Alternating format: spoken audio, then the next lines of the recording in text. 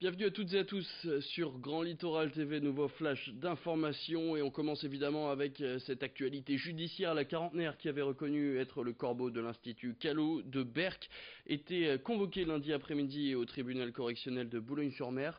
Une audience qui a été de courte durée puisque l'avocat de l'accusé a demandé le report de l'audience pour pouvoir effectuer une expertise psychiatrique sur sa cliente. Alors si l'audience a été renvoyée au 17 mai prochain, l'accusé reste sous contrôle judiciaire avec interdiction de rentrer en contact avec les victimes.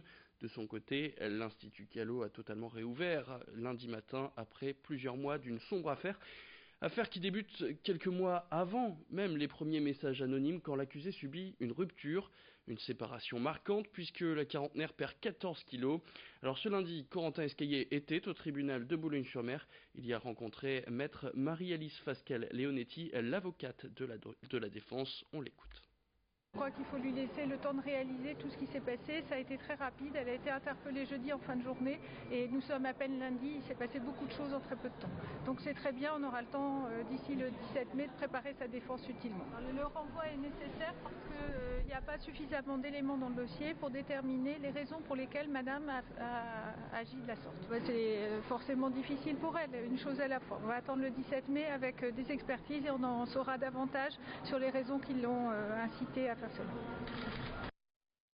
Toujours à Boulogne-sur-Mer, transformer un ancien bateau météorologique en yacht tout confort pour une excursion direction le pôle Nord. Ça se passe en ce moment dans le port de Boulogne-sur-Mer donc, et c'est l'entreprise Latitude Blanche qui s'en charge.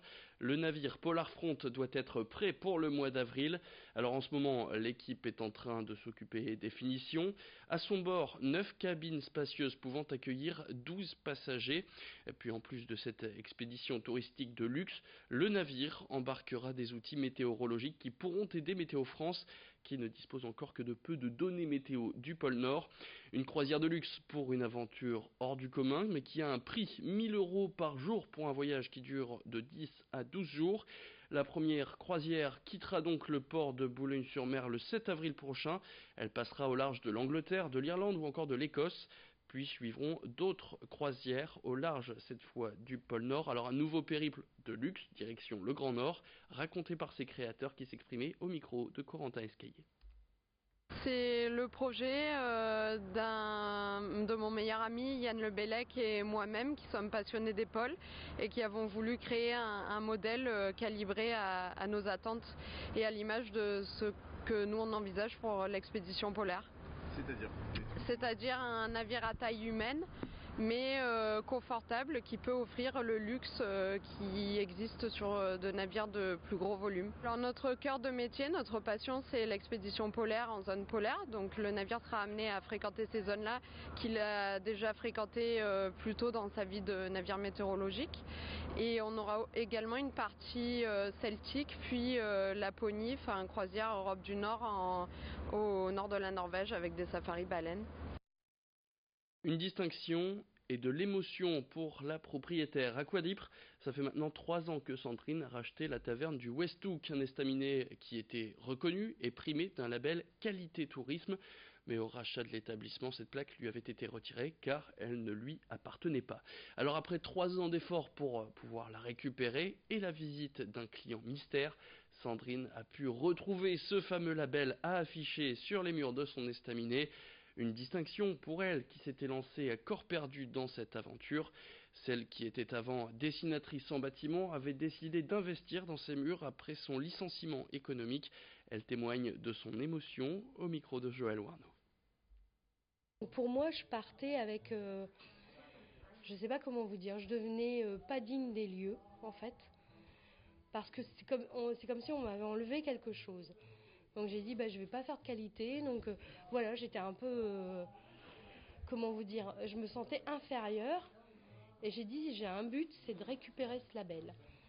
Donc je m'en suis donné les moyens, j'ai beaucoup travaillé, j'en suis fière parce que c'est pour moi ramener ce label, c'était important quoi. Voilà, c'est une reconversion, j'étais pas dans le milieu, je le fais pas avec la prétention de. J'ai juste envie de réussir ma petite vie et puis d'accueillir les gens tout simplement. Et puis on continue de faire le tour de l'actualité et on parle cette fois-ci musique. Toute l'actualité musicale, c'est avec Emma Carlier de Métropolis. Cette semaine, on parle des Brit Awards. Ça se passe mercredi soir à Londres. C'est l'équivalent des victoires de la musique en Angleterre. Et on attend tout le gratin de la musique britannique. Sur scène, il y aura notamment Rita Ora, Ed Sheeran, Dua Lipa et même l'américain Justin Timberlake. Côté prix, elle survole les nominations dans 5 catégories. C'est la jeune londonienne Dua Lipa. Elle est nommée notamment pour l'artiste féminine de l'année, l'album de l'année et la chanson de l'année pour New Rules. On écoute ça. One, don't pick up the phone. You know he's only calling 'cause he's drunk and alone. Two, don't let him in. You have to kick him out again. Three, don't be his friend. You know you're gonna wake up in his bed in the morning.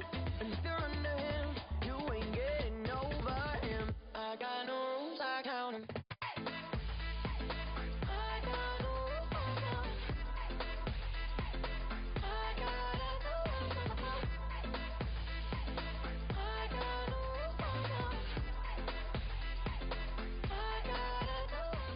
Juste derrière 4 nominations pour Ed Sheeran, il est en liste notamment pour l'artiste masculin de l'année aux côtés de Rag & Bone Man et les ex One Direction qui font tous une carrière solo. Zayn Malik, Liam Payne ou encore Harry Styles, eux sont en compétition pour le clip de l'année, notamment avec Calvin Harris également pour Fields ou encore Clean Bandit pour Symphony. La remise des prix, c'est mercredi soir. Merci beaucoup Emma Carlier, Emma que vous retrouvez tous les jours dans l'Happy Hour entre 16h et 19h sur Métropolis.